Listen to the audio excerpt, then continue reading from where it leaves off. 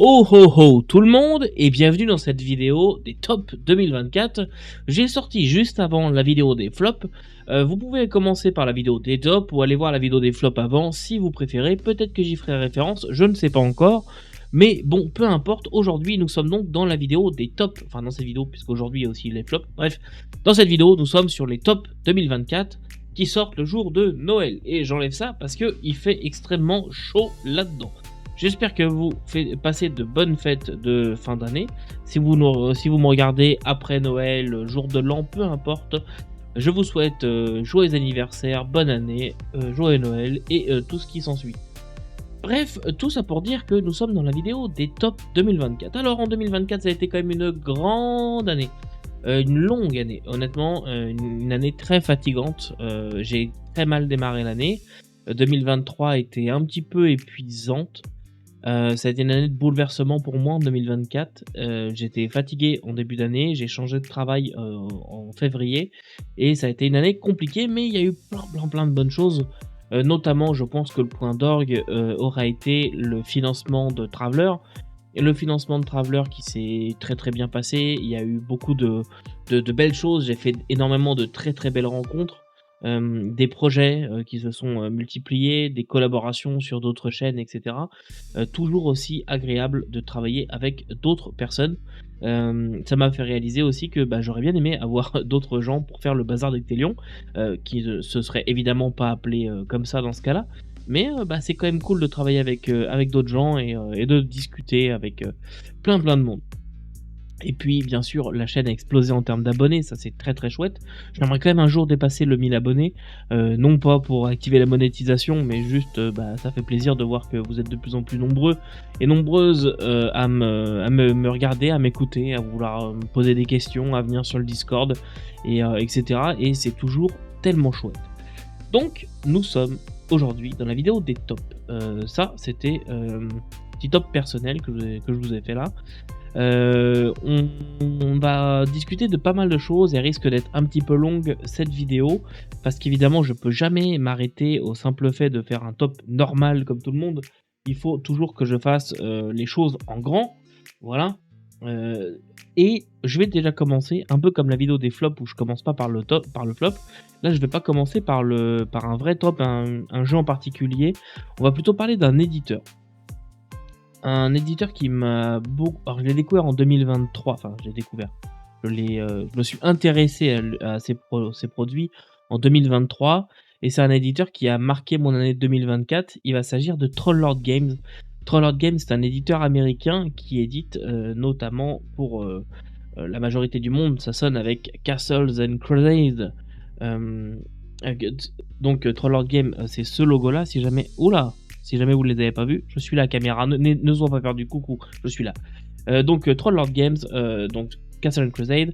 Les plus anciens d'entre vous reconnaissent bien entendu l'hommage avec la statue et des gens qui essayent de voler quelque chose sur la statue. Trollord Games, c'est un jeu de fantasy qui reprend, on va dire, c'est la suite spirituelle de ADD 2 et Donjons et Dragons, donc ADD 2, enfin 2.5, donc c'est un peu le ADD 3 si vous préférez. Et c'est un jeu qui est absolument formidable. Mais Trollord Games, c'est un éditeur qui me plaît, non pas forcément que pour Castle and Crusade, même si c'est vraiment un super jeu qui est vraiment dans mes tops. Lui pour le coup, j'y ai joué. Alors, voilà, petit top surprise, je le mets dans mes tops parce que lui j'y ai joué, c'est un super jeu. J'ai très hâte de faire de grandes campagnes dessus. J'étais un peu curieux des règles en commençant la partie, je me suis dit bon on va voir un peu comment ça se joue. J'ai été convaincu à la lecture, mais je demandais quand même à voir en jeu. Et le jeu tient toutes ses promesses, c'est ultra fluide, dynamique. Je comprends pourquoi ils n'ont pas changé le système depuis des années. Ça marche tout seul, c'est vraiment très bien. Donc ça c'est Castle and Crusade. Mais donc Trollord Games, eux, ils sortent plein de produits autour de Castle and Crusade et autour de la fantasy en général. Alors, on va avoir bien entendu... Je sais plus où je l'ai foutu ça bien sûr. Et un petit cut plus tard parce qu'évidemment j'avais oublié de sortir le bouquin. Donc je disais Trollord Games ne font pas que Castle and Crusade exclusivement. Ils sortent plein de produits autour. Et notamment un univers, et même des univers. Mais ils vont notamment vous sortir ARD avec une très belle couverture signée Anato Finstark. Pour ceux qui connaissent, on le reconnaît tout de suite. C'est celui qui a fait aussi notamment la couverture française de Against the Dark Master. On reconnaît généralement par ces jeux de couleurs et d'ombre qui fait, ça se reconnaît très très vite. Et il fait beaucoup de couvertures pour Castle and Crusade.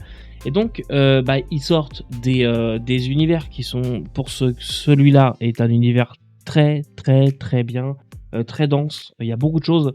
Si vous aimez la héraldique, si vous aimez vous plonger dans l'histoire complexe, la géopolitique de royaume, c'est très cool. Il y a toute une gamme dessus, des suppléments qui vont approfondir certaines régions.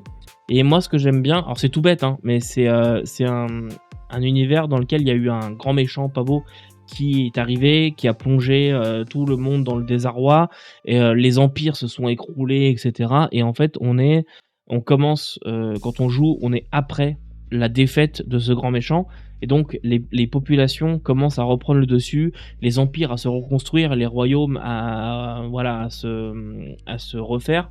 Donc on vit dans les ruines d'un monde perdu, si vous préférez, du temps d'avant.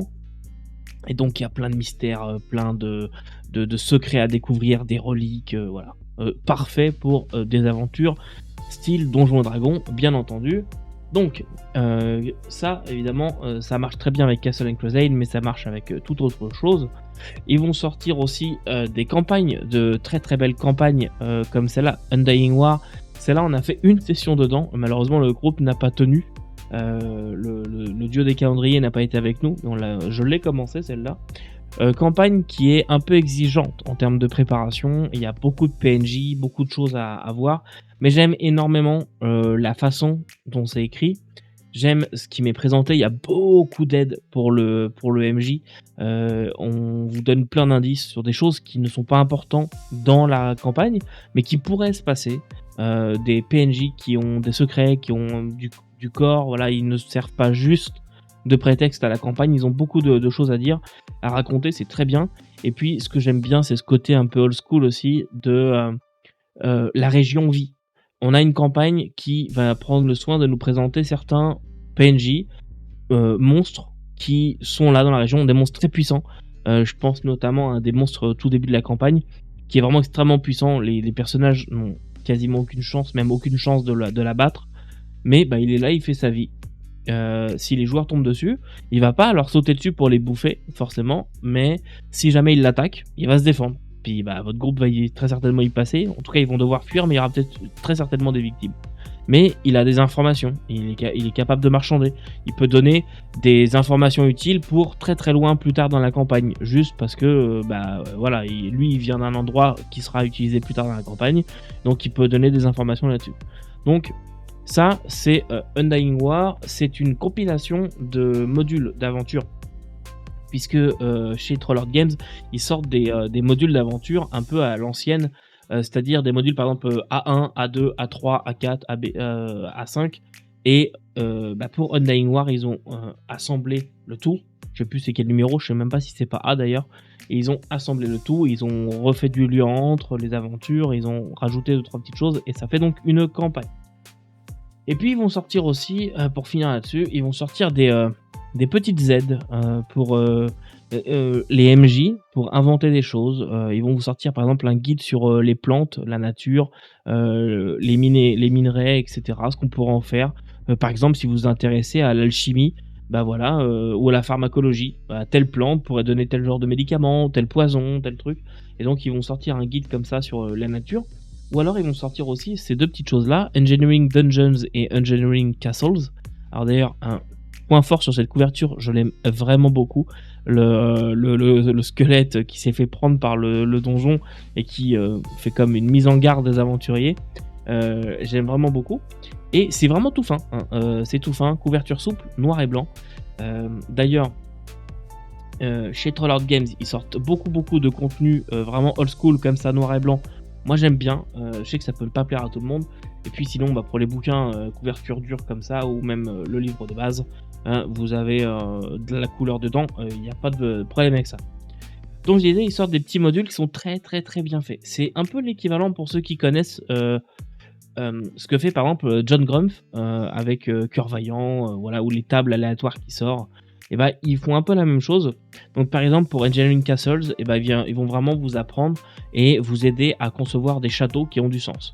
Donc dans quelle région, qui dirige le château, pourquoi est-ce qu'il a été fondé, et plein de trucs, et des fois des machins on n'y penserait jamais. Vraiment des informations juste pour donner du cœur à l'ouvrage, et du corps à l'ensemble et de la viande autour de l'os. Donc par exemple, qui défend, quel genre de piège on pourrait retrouver, ce qu'on pourrait savoir sur ce château, et cetera. Et donc vous avez des tables, on vous explique pourquoi c'est important de penser à ça, et vous avez après des tables qui vous sont données, bah, pour choisir ou pour jeter au hasard les choses. Donc par exemple, on a aussi des choses sur le style, par exemple, le préhistorique, sumérien, égyptien, ancienne Égypte. On va avoir du classique avec les Romains, et cetera. Donc on a comme ça différents styles de châteaux, et à chaque fois on va vous dire les différentes choses que ça pourrait contenir, et cetera. Et donc c'est des guides qui sont très très bien faits. Vous avez aussi des choses qui sont beaucoup plus fantaisistes, hein, comme ça par exemple. Ça c'est un genre de château un peu elfique avec une espèce de grande, on va dire un toboggan. C'est pas vraiment un toboggan, c'est une espèce de passerelle. Bref, dans les illustrations, ça invite aussi à la fantaisie. Donc bah, c'est très cool, vraiment de très très petits, bons petits guides comme ça en couverture souple. Et puis ils vont un petit peu dans ce que moi j'appelle de mes vœux pour le jeu de rôle en général. Je sais que ça va être un peu alien pour beaucoup d'entre vous, mais je vais faire un peu le parallèle avec la vidéo des flops. On a vu qu'au niveau des prix, des financements, ça devient un peu n'importe quoi. On a des financements qui sont trop chers, ce qui fait que ça freine les ventes et tout ça. Et d'un autre côté, on a un public qui veut toujours plus d'illustrations. Tout le monde veut du AKE et du Francesca Berald sur chaque page. Donc ça peut être un petit peu compliqué de marier le prix et en même temps des artistes qui sont bien rémunérés, des livres de qualité en couverture cartonnée, une mise en page folle avec de la couleur partout. Et à un moment ça se paye tout ça, et c'est normal. Et en vérité, je vais même dire que je pense que les prix des jeux de rôle sont pas chers. Même s'ils sont très chers, je pense qu'ils sont pas chers par rapport à ce qui devrait être vendu. Je pense déjà que les éditeurs aujourd'hui font un gros effort sur les prix. Je dis ça vraiment sans savoir, hein. Je pense simplement qu'ils font un gros effort sur les prix pour éviter de vous assassiner sur chaque livre. Donc moi ce que j'aimerais bien, c'est qu'on rationalise un peu le tout. C'est normal que les éditeurs fassent du profit, ce sont des entreprises, ils veulent faire du profit, c'est normal. Nous, bah, c'est normal qu'on paye des produits, mais je pense que pour qu'il y ait le moins de victimes possible, ce serait bien que les qualités, enfin du moins, les options qui coûtent cher soient revues un petit peu à la baisse. On n'a pas besoin de livres d'art, en tout cas je considère, hein, vraiment c'est un avis personnel, on n'a pas besoin de livres d'art et de 5 illustrations par page avec des couvertures cartonnées en tous les sens, et des pages avec des papiers ultra épais, papier glacé et tout. En plus je trouve que le papier glacé c'est de la merde. Mais moi j'appelle de mes voeux ce genre de petit module. Voilà, ce genre de petit module en couverture souple, avec une mise en page qui se prend pas la tête, du noir et blanc, du papier qui est normal, sans plus de chichi.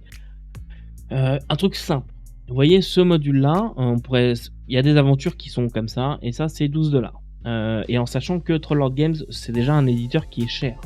Hein, la campagne comme ça, on est quand même à 60$, donc c'est pas non plus donné. Et Trollord Games, c'est pas un éditeur qui fait des bas prix, mais je pense que ce sont des prix justifiés.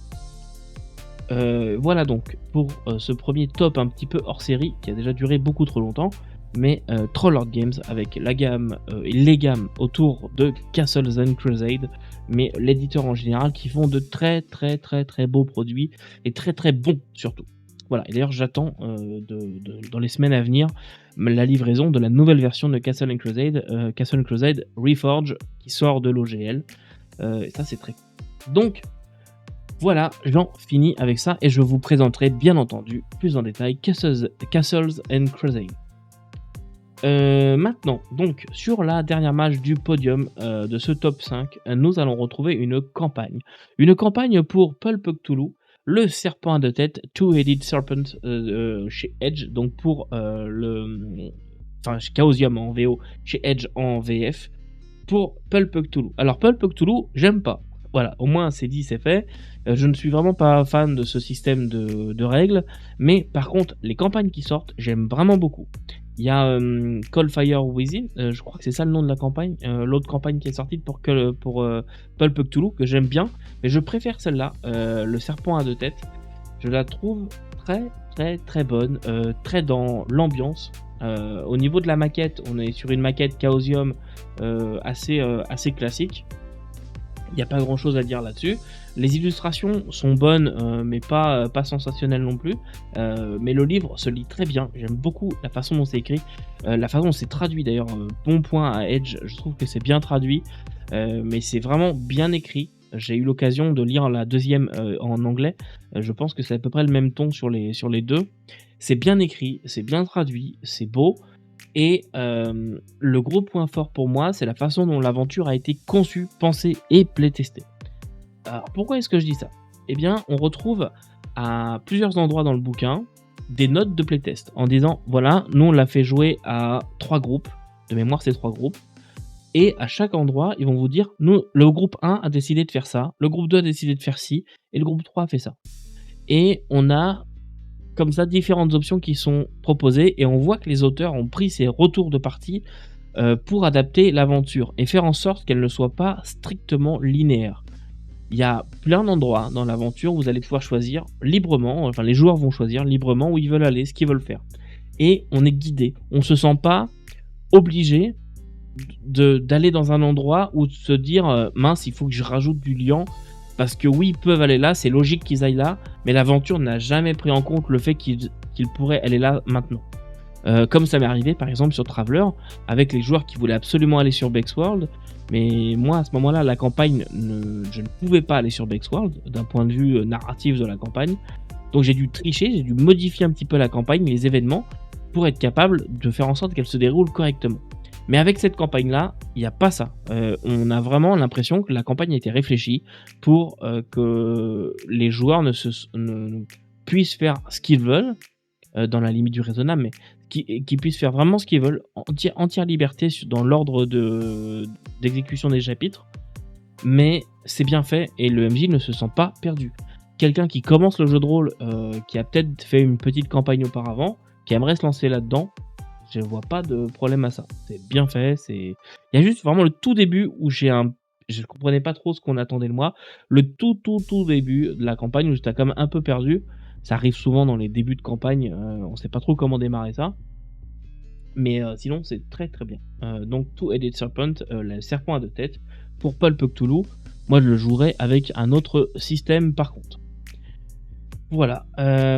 Oui, par contre, je repense à ça en même temps. Tout n'est pas exceptionnel dedans. Il y a des chapitres un petit peu plus faibles que d'autres, mais dans l'ensemble, je trouve que l'histoire se tient, l'histoire est intéressante. Il y a moyen d'avoir des PNJ qui sont mémorables aussi dedans, donc ça c'est très très bien. Ensuite, vous attendez peut-être, j'ai fait une vidéo avec Mathieu de Rollis TV sur le Cypher System. Et nous avons parlé pendant un petit moment de It's Only Magic de chez Monteco, donc pour le Cypher System, écrit par Dominique Dickey, Shanna Germain. Je n'arrête pas de vous parler de Shanna Germain. Donc voilà, donc Dominique Dickey, Shanna Germain et puis Sean K. Reynolds qui nous ont donc pondu ce supplément. It's Only Magic, on y retrouve plein de choses dedans. C'est une boîte à outils pour jouer des mages. En tout cas, des êtres magiques dans notre monde contemporain. Que vous aimiez, alors pas du Harry Potter, pas trop du moins, mais si vous aimez tout ce qui est The Magician, c'est une série de romans, je sais plus l'auteur par contre, je sais que ça a été adapté en série aussi, je crois par Sci-Fi. Je sais pas du tout ce que vaut la série, moi j'avais lu les romans et j'ai vraiment bien aimé. Je me souviens plus de l'auteur, j'ai un trou. Mais si vous aimez ça, The Magician, c'est des sorciers dans notre monde à nous. Il y a un mec un peu paumé qui finit dans une école de sorciers. Pas du tout dans du Harry Potter non plus, mais comprenez un peu le principe. C'est très cool. Si vous aimez Changelin, par exemple, ça pourrait aussi vous parler. Il y a beaucoup de choses qui font penser à Changelin. On est dans de la cozy fantasy, cozy fantastique. Alors on a des choses qui vont faire penser à d'autres œuvres, mais vous voyez, on a ce genre d'illustration, par exemple avec la chimère, voilà, en pyjama, un minotaure en pyjama, en train de jouer à des jeux vidéo. Voilà, on est à un truc très, très très, calme, vraiment cozy fantasy. Mais à côté de ça, on se limite pas à ça. On peut avoir des thèmes très sombres qui sont abordés. On peut avoir des histoires, pas drôles du tout. Et de l'autre côté, on peut avoir des choses vraiment très fun, très drôles, très, j'ai envie de dire dans le care, mais ça j'aime pas faire ce genre d'anglicisme. Mais qui prennent soin de votre santé mentale, qui sont bienveillantes. Voilà, c'est ça que je voulais dire. Avec des choses comme ça, par exemple, voilà, ce genre d'illustration, vous vous rendez compte que c'est voilà, hop, caméra qui bouge un petit peu. Mais ce genre d'illustration, bah, vous voyez, c'est un peu drôle, un peu comique. Il y a vraiment tout là-dedans. Vous pouvez jouer vraiment plein de choses. Si vous voulez jouer, si vous aimez Mage par exemple, Mage l'Ascension, mais que vous aimez pas le système de Mage, vous pourriez très bien reprendre tout Mage et le jouer avec ce supplément-là en Cypher System It's Only Magic. Voilà donc pour cette place du podium et on attaque désormais le top 3, le top 3 de l'année. Sur la troisième marche, nous allons retrouver Secret of the Golden Throne pour Against the Dark Master. Très bonne campagne que j'ai vraiment envie de faire jouer assez rapidement. On retourne un petit peu dans les légendes arthuriennes. On n'est pas non plus exactement dans les légendes arthuriennes, mais on va retrouver Avalon, on va retrouver tout ça. Les peuples féeriques qu'on retrouve souvent dans ce genre d'histoire. Une mise en page, bon, c'est Against the Dark Master, alors c'est extrêmement beau, hein, voilà. Par exemple, hop, on a ce genre d'illustrations qui sont magnifiques. La mise en page ne change pas. Against the Dark Master, c'est déjà un excellent jeu qui fait partie de mes tops personnels depuis quelques années. J'ai vraiment adoré. Les illustrations qu'il y a à l'intérieur de ce bouquin sont parfaites pour moi. Je préfère le noir et blanc à la couleur, c'est vrai. Moi, quand je vois ce genre de choses, bah, c'est clairement le style que je préfère, hein, voilà. L'utilisation de noir comme ça, je trouve ça magnifique. Donc, Against the Dark Master, j'aime beaucoup déjà à la base, et cette campagne-là, elle est formidable. Il y a plein de choses dedans, j'ai très envie de la faire jouer. On va y retrouver des moments très épiques, des moments très intimes, des moments un peu plus comiques. On va vraiment avoir toutes sortes d'émotions qui vont passer. Il y a moyen que vos joueurs n'en sortent pas indemnes de cette campagne-là, qui va se passer, hop, voilà, sur les terres d'Avalon, voilà. Mais vraiment une très belle campagne, même si ça a failli être un flop. Ça a failli être un flop, non pas à cause du contenu, mais à cause du contenant, parce que mon livre a un espèce de défaut de fabrication. J'ai pas contacté l'éditeur, je sais pas si c'est normal, mais si vous regardez, je peux pas ouvrir mon livre, il est bloqué. En fait, ici, il y a un défaut de fabrication là sur le dos. La couverture, l'espèce de couverture n'est pas collée ici, et donc de base, quand je l'ouvre, et encore là maintenant ça va mieux, mais je pouvais pas l'ouvrir plus que ça. En fait, ça arrachait. C'est pour ça que ici on voit que c'est un peu abîmé. Quand j'ouvre comme ça, voilà, ça bloque au niveau du dos. Et il faut là dans l'espèce de tranche qu'il y a là, l'espèce de courbure, il faut que j'appuie avec mes doigts pour être capable de l'ouvrir correctement. Donc à la lecture, c'est un petit peu chiant. Une fois qu'on a pris le coup, ça va, puis à l'intérieur, il n'y a aucun problème. Donc, Secret of the Golden Throne pour Against the Dark Master, un méchant mémorable aussi, très beau méchant, très beau méchant, et puis beaucoup d'options pour vos personnages. Et oui, il y a de nouvelles ascendances qui font leurs apparitions, de nouvelles origines qui font leurs apparitions, et ça c'est très cool. Ça c'était la place numéro 3 sur le podium. Ensuite, en deuxième place, nous allons retrouver The Fifth Frontier War pour Traveler. Et oui, il fallait bien un peu de Traveler dans ce top. Gros coup de cœur. Gros coup de cœur sur ce supplément-là. J'ai adoré. Alors, ça a été une grande année pour Traveler en général. Je parle pas que de la VF. Pour la VF, oui aussi. Et le financement, mais pour Traveler chez Mongoose, ça a été une très grande année puisque Mongoose ont enfin les droits entiers, pleins et entiers de Traveler. Ils peuvent désormais faire quasiment ce qu'ils veulent.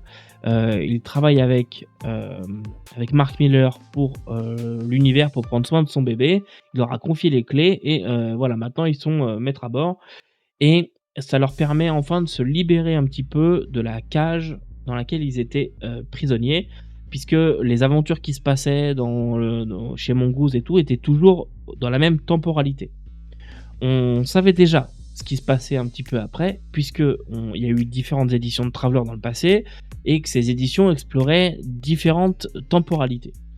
On sait notamment que l'empereur qui est en place actuellement dans la gamme chez Mongoose, cet empereur est destiné à être assassiné. On le sait, puisque les éditions précédentes avaient déjà raconté ce qui se passait après. Et donc, on savait aussi, à travers les différentes campagnes, que Mongoose voulait un petit peu pousser les limites et faire fi des temporalités qui s'étaient déjà passées dans d'autres éditions et faire leur propre canon. C'est ce qu'ils font maintenant, et ça a été la première pierre à l'édifice, The Fifth Frontier War, puisque il y a une campagne qui est sortie, Whispers of the Abyss, qui, sans vouloir spoiler, cette campagne annonçait ceci, c'est la campagne qui mène au conflit, et ça y est, avec ça, la guerre est déclarée. Donc la guerre entre le 3e Imperium, les Odani, les Sword Worlds, bref, il y a beaucoup de monde qui commence à vouloir se mettre sur la gueule du côté de Regina. Si vous regardez l'actual play, vous savez d'où je parle. Donc on est vraiment à l'extrême, on va dire, en haut à gauche du 3e Imperium. En haut à gauche. Oui, en haut à gauche, oui. Et c'est là où ça commence à se bastonner. On a comment dirais-je, donc dans les marches du spin, hein, pour ceux qui suivent, on a un supplément qui est pas forcément le plus simple d'accès, puisqu'on va avoir beaucoup de schémas, comme on a par exemple quand on l'ouvre directement, on a les déplacements militaires et les différentes factions et différents champs de bataille qui sont en train de se dérouler, les batailles qui ont été menées, perdues, gagnées, en cours, etc. Et on va revenir sur tout le supplément sur ce qu'il se passe et les batailles en cours ou les événements qui se sont déroulés avec les forces engagées, hein. Par exemple, ce genre de choses, on a différentes flottes avec les forces engagées. Ça donne un ton beaucoup plus militaire, évidemment, à Traveller. C'est d'ailleurs pour ça que c'est une gamme à part, c'est une gamme dans la gamme. Si vous regardez ici le dos, on voit un petit logo jaune avec un 1. C'est le 1 de Frontier Wars. Puis Frontier Wars, donc on est sur une gamme dans la gamme. Donc vous pouvez tout à fait ignorer ce bout-là et continuer la gamme classique Traveller. Enfin, classique Traveller. Pas que j'utilise ce mot-là parce que c'est une gamme en soi. Mais vous pouvez continuer la gamme Traveller normale, c'est-à-dire les chasseurs de primes, le Traveller de base. Ou alors vous pouvez décider de faire fi de tout ça, de vous intéresser que à Fifth Frontier War. Il vous faudra que le livre de base de Traveller, et après vous achetez que les suppléments Fifth Frontier War, et là vous pourrez avoir un jeu vraiment militaire dans l'âme. Et moi j'aime bien. Alors ce qui me plaît là-dedans, qui m'a vraiment plu, alors déjà bon, c'est évidemment en apprendre plus sur l'univers, sur le conflit, les forces armées, les Odani, tout ça. Mais ce qui me plaît à jouer là-dedans, c'est le côté guerre des tranchées.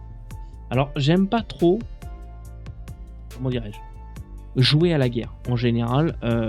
Quand c'est des conflits qui ont réellement existé, je suis un peu mal à l'aise à l'idée d'en faire des jeux.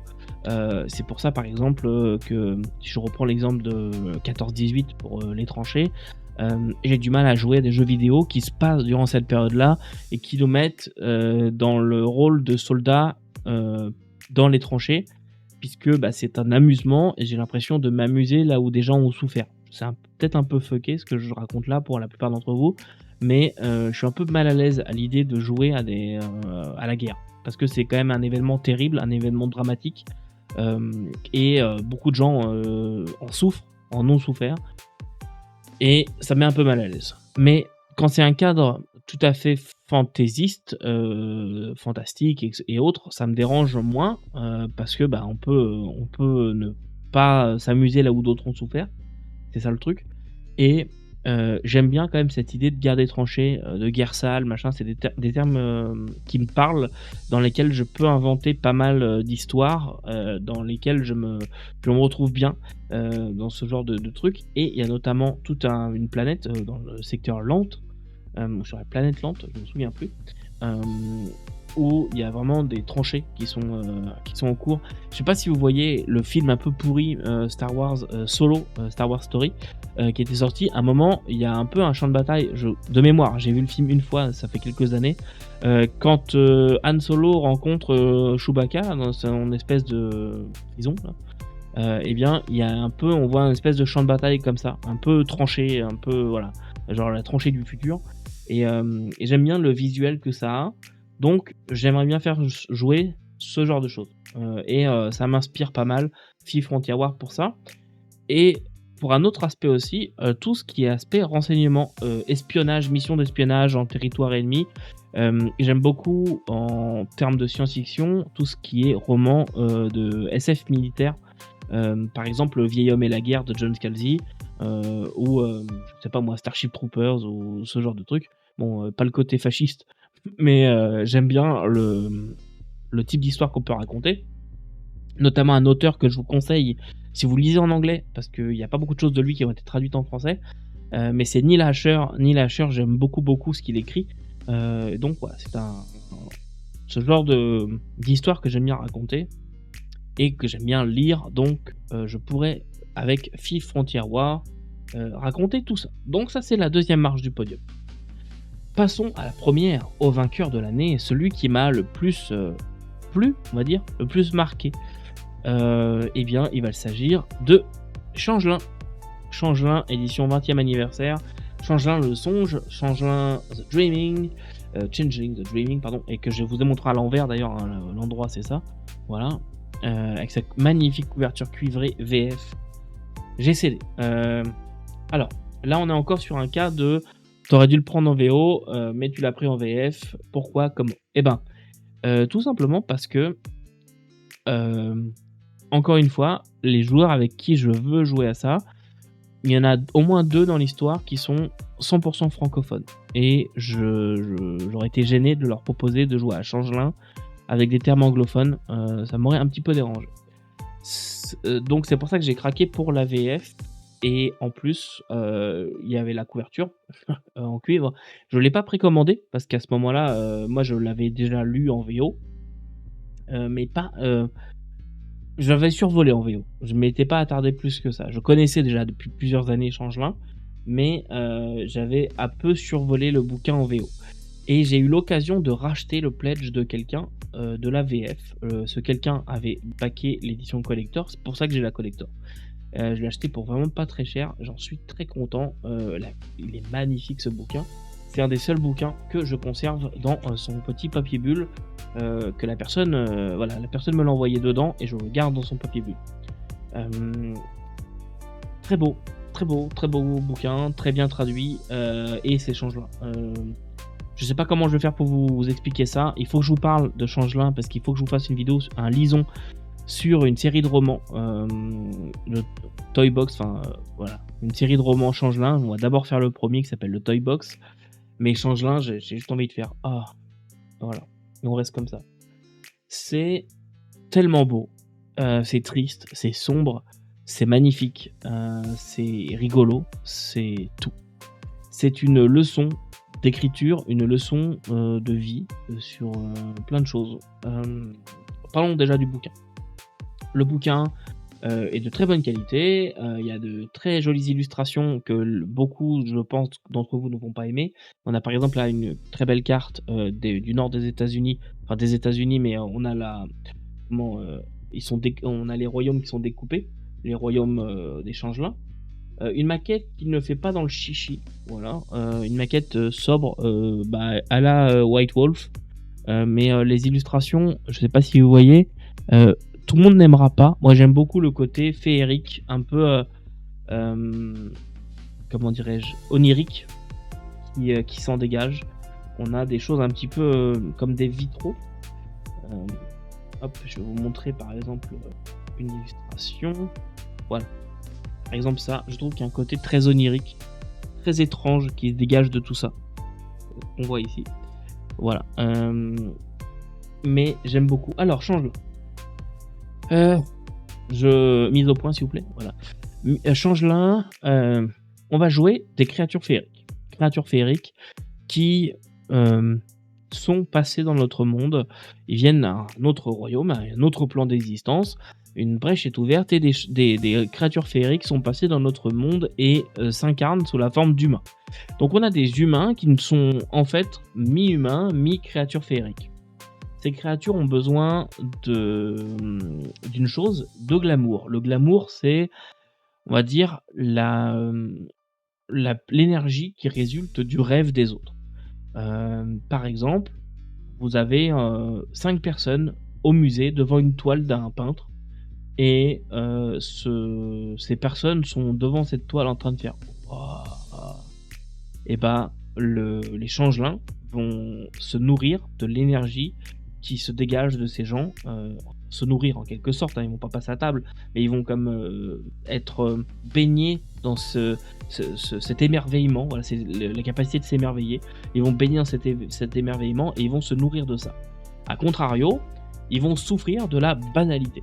La banalité, c'est par exemple quelqu'un qui va croire dur comme fer à ce qu'il voit et ne veut pas rêver, n'a pas la capacité d'imaginer, va toujours dire « Ah mais arrête, tu devrais redescendre sur Terre, tu vois bien que tout ça c'est des conneries, il faut pas croire à ça, tu vois bien que ça ne peut pas exister. » Voilà, cette personne-là va dégager de la banalité.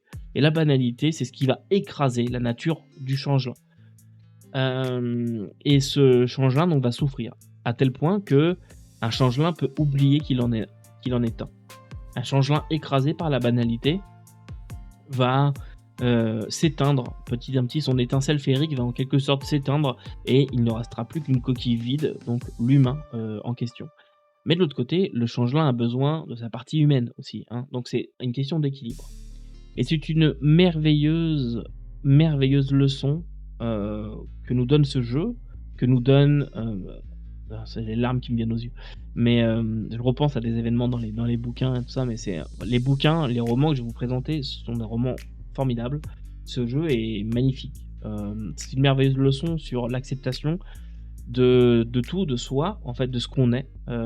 Si vous êtes par exemple une personne homosexuelle, une personne queer, une personne transgenre, ce sont des thèmes qui pourraient vous parler, puisque c'est une leçon d'être enfermé dans un corps qui n'est pas le nôtre, entre guillemets, puisque vous pouvez être un troll, donc votre nature féerique c'est un troll, mais en fait vous êtes un homme normal, voilà, peut-être un peu plus musclé que la normale, mais vous êtes un humain, et mais à l'intérieur de vous, vous êtes un troll ou une petite fée, ou voilà.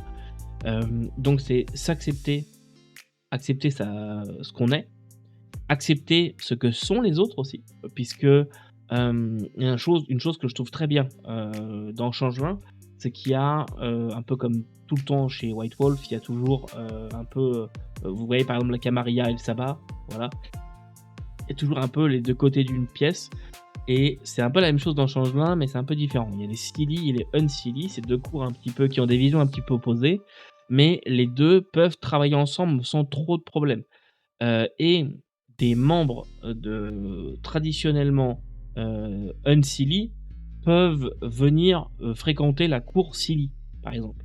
Il y a certaines ethnies qui peuvent très bien traîner tout le temps avec d'autres ethnies qui sont pas forcément affiliées avec la même cour. C'est un peu compliqué ce que je raconte là, mais on a toutes sortes de créatures féeriques qui se côtoient. On va avoir des créatures qui font quasiment peur en fait. Je pense notamment au Red Cap, commencé en anglais mais en français, c'est à cause des romans ça. Mais on a par exemple les Red Cap qui pourraient faire un petit peu peur voilà, on s'attend pas forcément à quelqu'un de gentil, et en fait si, c'est juste qu'il y a sa nature peut être terrifiante, mais en fait c'est quelqu'un qui est bienveillant, alors que quelqu'un qui, sa nature est plutôt, on pourrait croire gentil, mais en fait c'est quelqu'un de malveillant, vous voyez, tout n'est pas forcément dans l'apparence et dans les mœurs, donc c'est aussi une acceptation des autres. C'est vraiment un peu compliqué ce que je raconte là, je m'en rends compte. C'est très difficile à résumer comme jeu. Mais c'est voilà, une merveilleuse leçon sur le droit de rêver. le droit de rêver, et en même temps tout ce qui est la peur de vieillir, parce qu'un changelin qui vieillit, c'est un changelin qui est de plus en plus écrasé par la banalité, qui s'oublie de plus en plus vite. Donc il y a ça aussi, c'est accepter la fin, accepter que c'est la fin de soi, la fin des autres, de disparaître, faire face à tout ça. C'est très gai ce que je raconte là, hein. On est dans un top quand même. Donc moi, ça, c'est des termes qui me parlent beaucoup. Et en même temps, on va avoir tout le côté rêve dans notre monde à nous. On va avoir des scènes formidables de combat contre des dragons au milieu des buildings de New York, mais en fait les humains ne voient pas le dragon, ne voient pas certaines des armes, parce que c'est tout chimérique, ne voient pas certaines des armes qui vont être déployées, ne vont pas voir la magie, ils vont l'expliquer autrement. Et alors évidemment, il faut éviter de révéler la nature féerique à tout le monde, mais les gens qui sont écrasés par la banalité, les humains qui sont dans le métro boulot dodo et je ne rêve jamais, eux ne vont pas voir ça, alors que ceux qui rêvent, ceux qui ont encore un peu ce cœur d'enfant, cet esprit d'enfant, vont voir tout ça. Et ça me fait penser à une scène dans le bouquin. Dans le premier bouquin, il y a une scène avec un combat contre un ours. C'est une chimère, donc c'est un ours chimérique. Et il y a deux de nos personnages qui regardent le combat avec leurs compagnons qui sont en train de combattre. Et il y a une femme qui passe avec un enfant. Cette femme regarde la scène et dit à nos deux personnages en disant: mais qu'est-ce qu'ils font? Pourquoi ces gens ils font ça? Et elle, tout ce qu'elle voit en fait, c'est des gens bizarres dans la rue qui font des mouvements étranges avec, pour 3 d'entre eux, aucune arme. Ils font juste des mouvements étranges dans la rue. Et il y en a un d'entre eux qui a une hache, une vraie hache, qui fait des moulinets et tout ça. Donc elle comprend pas ce qu'elle voit. D'ailleurs, nos deux personnages lui disent ah, vous inquiétez pas, c'est une troupe de théâtre, ils s'entraînent pour une représentation, voilà. Et d'ailleurs, elle leur dit il ferait mieux de mieux s'entraîner que ça, parce que clairement, c'est pas beau, c'est pas artistique, tout ça. Et à côté de ça, elle tient un enfant à la main, et l'enfant, lui, là, ah, il y a un ours. Et lui, il comprend pas parce que lui, il voit tout ça. Parce que lui, il a encore cette capacité de rêver, et il rêve, tout ça. Donc, lui, il voit la nature chimérique des choses. Et moi, j'aime beaucoup tout ça. Tout ça, ça me parle. Encore une fois, je dois très certainement très mal vous le vendre. Et je dois être un peu confus dans ce que je vous explique. J'ai pas travaillé la vidéo pour vous présenter Changelin, bien entendu. Ce sera chose faite. Mais si vous aviez un doute, si ça peut vous plaire, allez-y, les yeux fermés, et vous pouvez aller sur la VF. Il n'y a pas de red flag. J'ai pas encore lu toute la VF, mais la VF, pour ce que j'en ai lu, est bonne. La VF est bonne, voilà. Et vous voyez ce genre de personnage, par exemple, jouer un satyre, voilà. C'est la forme Changelin. Alors bien évidemment, hein, que vous allez sortir dehors, vous n'allez pas être sous cette forme-là, vous allez être sous votre forme d'humain. Mais vous voyez par exemple un troll, quelque chose qui pourrait être effrayant, hein. Bah voilà, il y a des trolls qui sont très gentils aussi, pas forcément jugés. Les autres, les autres et leurs mœurs. Bref, voilà, je pourrais vous parler de ça et être encore plus flou pendant 3 heures, mais je vais pas non plus faire tout le bouquin. Mais vous voyez, une des choses qui m'a le plus plu à l'époque où on m'a parlé de Changelin, c'est un événement fondateur du jeu qui est expliqué dans le background. C'est quand l'homme a posé le pied sur la Lune, tout le monde, on va dire que la Terre s'est mise à rêver des possibilités, de tout ça. Et ça a réouvert une faille dans le monde des fées, dans le monde féerique. Il y avait déjà des changelins qui étaient passés, des fées qui étaient passées dans notre monde. La faille s'était refermée, et le jour où Neil Armstrong, Buzz Aldrin pose le pied sur la Lune, la faille s'est rouverte. Une faille s'est rouverte, et de nouvelles créatures féeriques sont arrivées. Et pourquoi? Tout simplement parce qu'il y avait tellement de glamour, parce que le monde s'est mis à rêver face à cet événement-là, rêver aux possibilités, etc. Et des nouvelles créatures sont arrivées, ce qui a causé d'ailleurs de gros problèmes. Mais c'est quelque chose que je trouve très beau. Voilà, c'est un jeu qui est à l'opposé on va dire, de ce que pourrait être un vampire par exemple. Et d'un autre côté, je le trouve parfois profondément plus déprimant qu'un vampire, parce qu'au lieu d'être ouvertement sombre, il va être sombre par sa thématique profonde. Alors que quand on le prend comme ça, tout seul, en une lecture de façade, on pourrait croire que c'est le jeu le plus lumineux du World of Darkness, et en fait, c'est l'un des plus déprimants quand même. Vray, c'est quand même encore autre chose, mais Changelin, c'est waouh, waouh, waouh, waouh. Donc voilà pour mon top 2024, une vidéo qui aura duré un bon bout de temps, voilà, tant pis. J'espère que ça vous a fait plaisir, une longue vidéo. Au pire, vous me regarderez en plusieurs fois. Et puis, bah écoutez, hein, moi je remets mon bonnet moche qui me donne une tête de con. Et puis bah je vais vous laisser là, hein. On se retrouve bientôt pour de nouvelles vidéos. Pour l'instant, la chaîne est toujours en semi-pause. Pareil, pas d'épisode de Traveler tout de suite. Parce que nous, il faut qu'on les enregistre. À cause des fêtes, on n'a pas pu enregistrer là en décembre. Donc on a un trou dans les épisodes. Mais vous inquiétez pas, Traveler n'est pas arrêté. Ça arrive, je remettrai un message le jour de la sortie normale pour vous expliquer pourquoi. Et puis voilà. En attendant, donc, qu'est-ce que j'ai de plus à vous dire? N'hésitez pas à vous abonner, bien entendu, si ce n'est pas déjà fait, à me mettre en commentaire vos flops et vos tops de l'année 2024. Ça m'intéresse vraiment parce que ça me donne aussi des idées. Si vous me dites, bah, en top, un jeu auquel je n'avais pas du tout pensé, bah, moi, pourquoi pas l'acheter, le lire, voilà, découvrir autre chose. Donc voilà, ouvrez vos horizons.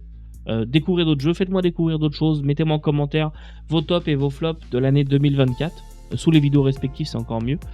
Et puis voilà, on va faire une troisième partie à ces vidéos, ce sera les choses à confirmer. Voilà, il y a des choses que j'ai lues, ou que je suis en train de lire, où je suis quand même pas certain. J'ai un point d'interrogation, et j'ai envie de faire une petite vidéo sur des choses qui m'ont laissé un petit point d'interrogation. Je sais pas si c'est un top, je sais pas si c'est un flop, je sais pas si j'aime, si j'aime pas. Donc on fera une espèce de vidéo un peu bâtard comme ça, point d'interrogation. Et puis je vous la sortirai dans quelques jours, là, pendant les vacances. Voilà, c'est tout ce que j'avais à vous dire pour aujourd'hui. Passez encore une fois de belles fêtes de fin d'année. Je ne sais pas si vous faites Noël, mais si vous faites Noël, passez un joyeux Noël. Pour les autres, passez une bonne fin d'année 2024. En attendant, n'oubliez pas que vous ne pouvez pas tout lire et tout faire jouer. Vous pouvez toujours découvrir de nouvelles choses. Salut.